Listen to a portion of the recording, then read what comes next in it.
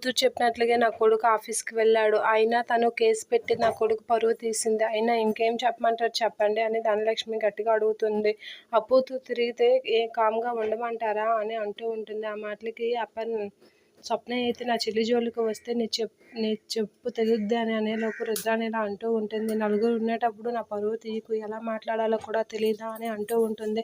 అయితే కళ్యాణ్ విషయంలో వాళ్ళకి ఏం కావాలో ఇప్పుడే అడగండి, వాళ్ళ అక్క చెల్లెలకి ఏం కావాలో అడిగితే అదే ఇచ్చేద్దామని అంటూ ఉంటుంది. ఆ మాటలకి ఒక్కసారిగా బామ్మ లేచి ఏమిస్తావు, ఏం తేలుస్తావని గట్టిగా అడుగుతూ ఉంటుంది. భయం, మేము నీ కూతురు నా మనవడి మీద కేసు పెట్టినా ఇంట్లోకి రానిచ్చామనా, నీకు ఎంత ధైర్యం వచ్చింది, ఏం తెలుద్దాం అనుకుంటున్నావు, ఇంట్లో నువ్వు కలపాలి అనుకుంటే పల్లగా కామ్గా విడదీయాలనుకుంటే ఇక్కడే లేచి వెళ్ళిపో, మా ముందు కూర్చునే అర్హత నీకు లేదు అని గట్టిగా అంటూ ఉంటుంది.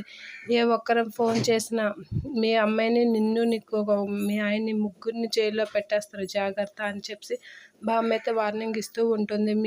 నీ కూతురు పోనే కదా, చిన్నపిల్ల కదా అని ఊరుకుంటుంటే దాన్ని కాస్త పెద్దది చేస్తుంది నీ కూతురు, నా మనవడు కాదు. ఎంత కామ్గా ఉన్న నా మనవడిని పరువు తీసి ఈదిన పడేసింది. ఇప్పుడు వాడి మనసు ఇరిగేటట్లుగా చేసి ఇప్పుడు తనని నిలదీయడానికి వస్తున్నారా అని చెప్పి అంటూ ఉంటుంది. ఆ మాటలకి అపర్ణ, నీ కూతురే చిన్న చిన్న విషయాలు పెద్దది చేసి చిరిగి గాలివాన చేసి అందులో విహరించాలని చూస్తుంది, మేమేం కాదు అని చెప్పి అపర్ణ అంటూ ఉంటుంది. అన్నిటికీ ఎలా అంటూ ఉంటారు. ఆ మాటలకి కళ్యాణ్ అయితే గట్టిగా అడుగుతూ ఉంటాడు.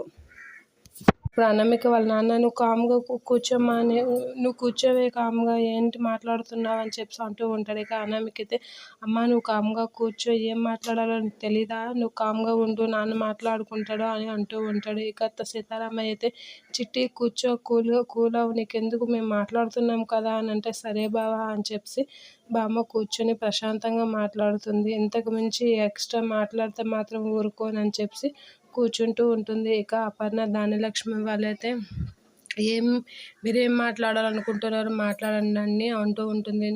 ఇంకేమీ కాదు, ప్రేమగా ఉండడం లేదు అని అంటే దానికి కారణం మీ కూతురే, మేం కాదు అని చెప్పి అంటూ ఉంటారు వాళ్ళు.